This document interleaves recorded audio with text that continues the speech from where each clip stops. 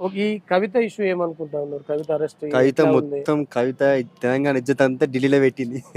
అట్లనే మహిళలు 33% రిజర్వేషన్ అడిగిర్రు. ఆ, ఏడ పల్లెల్లో అడిగిర్రు, ఆ, మాకు చట్టసభలు అడిగిర్రు, ఆ, ప్రైవేట్ ఉద్యోగాల్లో అడిగిర్రు. ఉమ్, ఈ సారథ్యంలో అడగలే. ఆ, ఈ మొబైల్ సారథ్యంలో 33% రిజర్వేషన్ తీసుకురానికి పోయింది. ఆ. 10 కేజీలు నెయ్యి, 10 కేజీల నెయ్యి. 10 కేజీస్ గీ. అంటే కామన్ గా ఒక మహిళ అయి ఉండి లిక్కర్ స్కామ్ చేయొచ్చు అంటారా?